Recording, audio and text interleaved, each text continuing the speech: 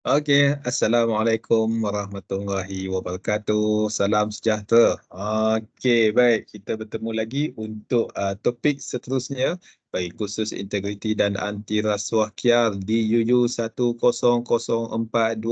Kalau sebelum ni kita dah lihat berkaitan dengan apakah punca, simptom dan juga kesan rasuah, dan pada kali ini kita akan melihat berkaitan dengan okey. Ah, Kaitan dengan tajuk yang baru. Sebelum tu kita lihat. Okey. Rasuah. Lapor kepada SPRM bukan saluran sosial. Agak-agaknya sebab apa ni SPRM minta supaya lapor kes-kes rasuah kepada SPRM, bukannya kita masuk dalam media sosial. Kan? Agak-agaknya sebab apa? Okey, apa respon anda terhadap tajuk berita ni? Okey. Kita boleh dapat tak something, kan? Adakah kesalahan itu perlu sampai kepada media sosial terlebih dahulu untuk diviralkan, ataupun sebaiknya sampai kepada SPRM untuk diambil tindakan? Okey, dan kita nampak perkara ini, dan untuk minggu ini kita akan lihat tajuknya berkaitan dengan laporkan rasuah, langkah pencegahan dan juga inisiatif kerajaan dalam menangani rasuah. Okey, baik. Jadi berkaitan dengan rasuah ini, kita kena tolak rasuah. Ini yang pertama. Dan yang kedua, kena laporkan rasuah. Sekiranya kita tahu kes itu ada penyelewengan, ada berlakunya kegiatan rasuah, kena laporkan rasuah. Sebab apa? Sekiranya gagal melaporkan kesalahan ataupun aktiviti rasuah yang berlaku, gagal melapor adalah satu kesalahan jenayah dalam Seksyen 25 Akta SPRM 2009. Okey, baik. Dan apa tanggungjawab kita sebenarnya? Kan, tanggungjawab kita yang tahu perbuatan rasuah itu berlaku. First, kita kena tanggungjawab membuat aduan. Okey. Jadi, apa yang patut ada pada kita adalah wajib lapor tawaran pemberian rasuah. Mana-mana orang yang menjanjikan rasuah, dijanjikan rasuah, ditawarkan rasuah ataupun diberi rasuah untuk melakukan sesuatu perkara, wajib melaporkan kepada SPRM. Sekiranya gagal, sekiranya gagal melaporkan dekat sini. Gagal melaporkan ini, apa kesannya? Didenda tidak lebih daripada RM100,000 ataupun penjara tak lebih daripada 10 tahun atau kedua-duanya sekali. Kena laporkan. Walaupun orang tahu agak kita, tak akan nak diam kan? Kena laporkan. Sebab apa? Ia dikira lakukan kesalahan. Okey, baik.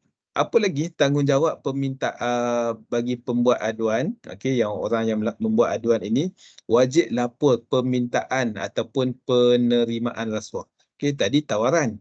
Ni dia terima dia terima ataupun ada orang minta rasuah dekat dia. Kan, janganlah charge tinggi sangat apa semua. Janganlah sama saya apa semua. Kan? Ataupun polis tu apa, kan contohnya seperti agensi penguat kuasa apa semua, dia minta, tak apa kalau macam tu, awak bagilah kat saya. Mana-mana orang yang diminta, diperoleh atau cuba diperoleh daripada beliau suapan, wajib lapor kepada SPRM. Jadi sekiranya gagal melapor, didenda tidak lebih RM10,000 atau penjara tidak lebih 2 tahun, atau kedua-duanya sekali. Baik. Kita beralih pula kepada contoh kes yang berlaku di mana gagal lapor sogokan 5 penjawat awam didenda, kan? Didenda, yang mana 5 kaki tangan sebuah kementerian didenda antara RM1,500 hingga RM2,000, yang mana mereka mengaku bersalah atas tuduhan gagal melaporkan kesalahan penyogokan kepada SPRM, dan mereka ditawarkan suapan berjumlah RM200 hingga RM600 daripada orang tengah bagi tujuan mempercepatkan proses permohonan akaun baru. Permohonan baru akaun Kementerian Kewangan untuk beberapa syarikat melalui sistem e-perolehan. Orang bagi duit, minta cepat sikit. Padahal kita nak buat satu benda ni, dia ada prosedur dia. So, inilah yang berlaku. Kan tak pasal-pasal kena denda. Dapat suapan 200 hingga 6,000 tapi kena denda. Kan, nampak tak? Apa dia punya apa? Dia punya denda dia tak lebih pada 10,000. Okey. Baik. Kan habis duit tu padahal boleh pakai guna untuk macam-macam, pergi bercuti ke apa kan. Okey, baik. Lagi apa yang berlaku lagi gagal lapor rasuah bekas eksekutif pembelian didenda RM7,000. Okey. Yang mana didenda RM7,000 oleh mahkamah, yang mana tertuduh adalah wanita yang tutup muka ni kan. Tutup muka ni merupakan senior buyer di syarikat XXX, berhad telah diberikan suapan RM4,000 oleh seorang pengarah syarikat. Jadi sebagai balasan rasuahnya, dia membocorkan maklumat harga tender yang lain. Sebab bila tender ni dia perlu dimasuk maksudnya ada orang tawarkan lebih pada satu syarikat kan. Syarikat A tawarkan 10,000, syarikat B tawarkan 9,000. Jadi bila dia nak dapatkan offer tersebut, dia beritahu okey, tawarkan 6,500 dan akhirnya dia menang. Okey. Dan inilah yang berlaku bagi projek Provision of Engineering, Procurement, Construction, Installation and Commissioning at TPCIC of Pegaga Development Project. Okey. Baik. Ini yang berlaku sayang duit kita tu hilang. Okey, baik, bila nak laporkan rasuah ini, apa benda yang paling penting? Of course, kita tak boleh pergi ke SPRM kita kata saya ada maklumat berkaitan dengan berlakunya rasuah. Ya, apa tu? Itulah kawan saya tu. Nama apa? Saya tak ingatlah nama dia apa semua. Tak boleh macam tu. Bila dia punya ni, saya pun tak pastilah tapi nampak-nampak macam itulah sama-sama sikit. Okey. Benda tu sangat menyukarkan untuk membuat laporan. Jadi, perlu ada apa? Tarikh, masa, tempat kejadian. Okey. Perlu tahu juga identiti pemberi, penerima, orang tengah sekiranya ada. Okey. Apa lagi yang berlaku? Okey. Ada siapa yang terlibat dalam kejadian tersebut, kita juga kena ambil tahu. Saksi-saksi yang mengetahui atau melihat kejadian. Saksi pun perlu ada. Kalau setakat seorang je tengok, macam tak apa kuat, dia kena saksi banyak sikit. Kan, paling kurang 4 orang. Kan, bukti-buktinya. Okey, dokumen-dokumen yang berkaitan ini perlu ada. Kalau tak ada, kan sangat-sangat bahaya. Okey. So, kena buat kerja bagi kan kita kena info tu sangat-sangat solid supaya apa? Boleh diangkat daripada dilaporkan, boleh diangkat untuk disiasat sekiranya ada asas yang kukuh, barulah untuk pendakwaan. Macam kita belajar sebelum ni kan. Okey. Baik. Seterusnya kita lihat pula. Okey. Apa lagi maklumat dan aduan berkualiti? Okey. Kita kena tahu tujuan rasuah diberikan atau diterima dokumen tadi yang difikirkan boleh membantu siasatan. Okey, saksi yang mengetahui atau melihat kejadian tersebut. Sekiranya ada buktinya kan, rakaman ke semua, lagi elok. Bentuk dan juga nilai rasuah. Okey, tarikh, masa, tempat yang berlaku, identiti orang yang terlibat. Ni maklumat yang diperlukan oleh SPRM. Jadi bagaimana untuk laporkan? Kita ada talian bebas tol, ada dalam email, okey, sistem pengurusan aduan, okey, ada juga postkan surat, SMS ataupun muat naik info dalam apps dan kunjungi mana-mana pejabat SPRM yang berhampiran. Okey. So, inilah yang dimaksudkan tadi.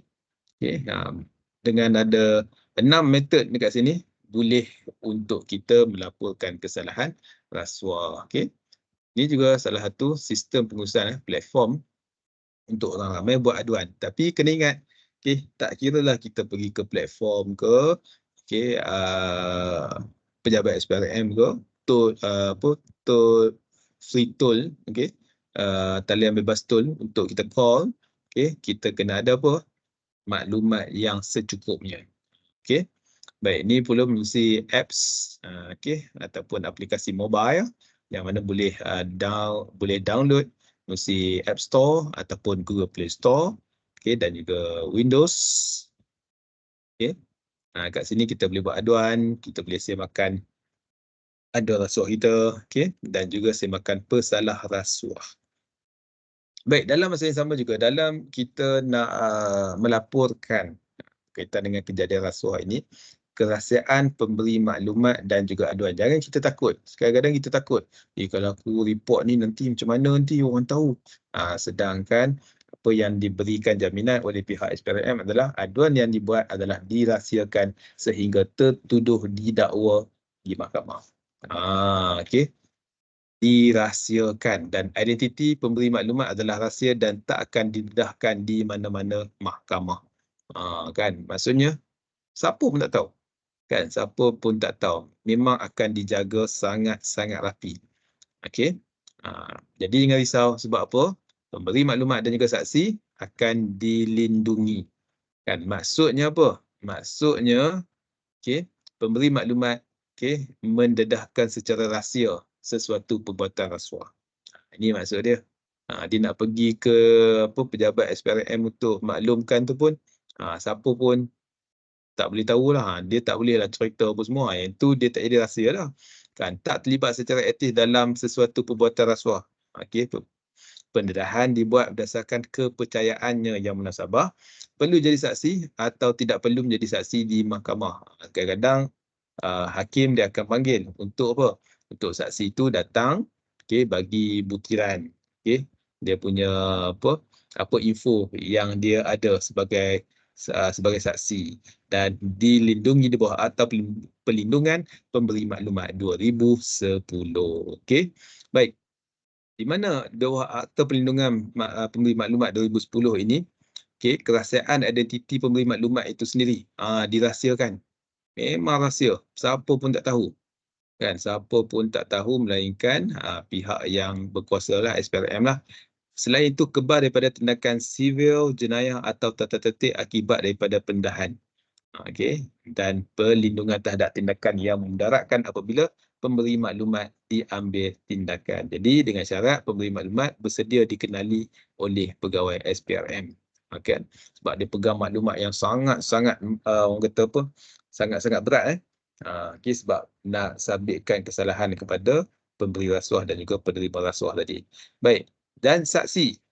Kan orang yang mempunyai pengetahuan langsung mengenai penglihatan, dia sendiri nampak apa bentuk rasuah yang berlaku, dia sendiri dengar perbualan tersebut, dia sendiri penglibatannya dalam kelakuan jenayah itu, nampak siapa yang terlibat, siapa yang bagi, siapa yang terima, kan benda apa yang diberikan. Dan orang ini akan menjadi saksi perbicaraan di mahkamah dan dilindungi oleh Akta Perlindungan Saksi 2009. Okey, baik.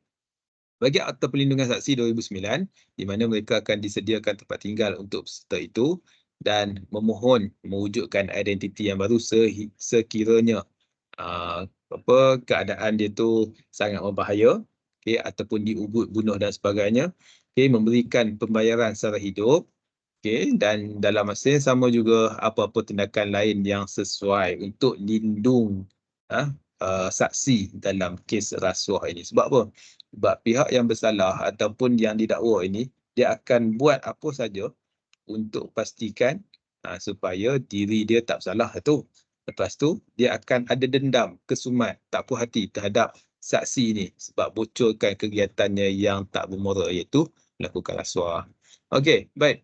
Seterusnya, kita lihat pula apa langkah pencegahan rasuah. 8 panduan untuk elak daripada rasuah. Yang pertama, jangan katakan ya bagi pelawaan pertama, kan.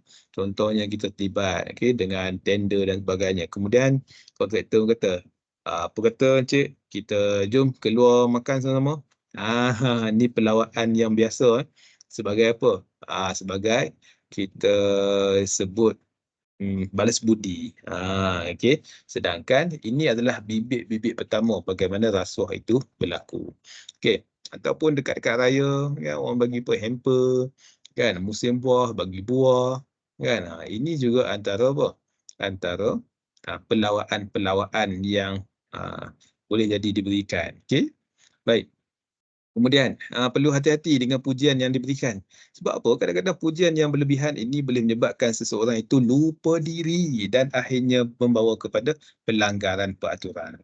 Kan? Dengan pujian je. Baguslah tempat kerja ni pun semua, kan. Saya cukup kagum pun semua. Dan saya pun tak pernah jumpa lah bos yang baik macam ni pun semua. Nampak tak? Dia puji orang tu. Puji orang tu. sampaikan terapung. Kan, terbang sekali. Walaupun tak ada sayap kan. Kena jaga benda-benda yang macam ni. Okey, sangat-sangat bahaya. Pujian yang melampau-lampau.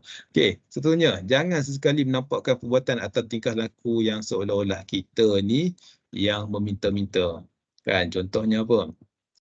Contohnya ada syarikat yang supply untuk kebersihan. Okey, dan dia sediakan apa? Air freshener kan, pewangi tu. So ada yang setengah tu jenis minta-minta. Takkan tak ada lebih kot, bagilah saya satu kan, letak kat rumah. Sedangkan itu adalah duit syarikat, bayar kepada kontraktor. Nampak tak perbuatan ni kan, kita minta-minta dan sebenarnya dia juga terlibat dengan apa? Rasuah. Sebab apa? Dalam bentuk hadiah. Kan, minta hadiah ataupun kita kita ambil kan benda itu daripada pihak kontraktor. Baik, seterusnya, jangan biasakan diri menerima bentuk keraian daripada mereka yang ada urusan rasmi kita ni, walaupun sekadar belanja minum. Kan, belanja minum, okey, ataupun bagi hadiah, lagi bagi phone, okey, lagi bagi apa? Bagi tiket percutian, pergi ke mana-mana. Ini adalah apa? Bibit-bibit untuk berlakunya rasuah lebih apa? Dahsyat lagi, okey. Baik, elakkan perhubungan yang terlalu rapat dengan pihak syarikat yang mempunyai urusan rasmi dengan kita. Kan, sampai WhatsApp lah apa semua, ajak pergi bercuti. Semua ni adalah apa? Pintu untuk berlakunya amalan rasuah yang lebih kritikal lagi pada masa akan datang. Okey, tolak tawaran atau pujukan dengan tegas. Kan, contohnya dia datang nak dapatkan apa? Nak dapatkan projek dan sebagainya. Kata, bagilah can kat saya. Kan, cuba tengok you punya phone ni dah lama dah outdated dah. Dia punya apa? OS operation system iOS pun dah lama dah, lapuk ni, orang tak pakai dah. Kan, why not you tukar je. Okey, ambil habuan daripada I bagi sampul. Kan, duit raya berganda-ganda. Okey, baik. Dan juga apa lagi yang boleh dielakkan? Elakkan bincang mengenai hal peribadi atau keluarga dengan mereka yang ada urusan rasmi dengan kita. Kan, anak berapa, anak tak sihat, isteri kerja apa pun semua. Kan, sebab apa? Benda ni adalah salah satu pintu ataupun jalan untuk okey, kita sebut sebagai apa? Cara untuk masuk jarum. Okey. Nak mudahkan untuk pancing kan. Dia ni, itu dia cerita dia susah apa semua kan. Bagilah hadiah ni. Mana tahu nanti hutang budi kan. Dia pun akan mudahlah untuk bantu kita. Okey. Padahal secara tak langsung ini juga adalah perbuatan-perbuatan yang boleh mendorong kepada kegiatan rasuah yang lebih serius. Dan yang ke-8, berkawan dengan orang yang jujur dan juga boleh menasihati dan juga bimbing kita. Sebab apa? Penting orang yang jujur supaya tak ambil kesempatan.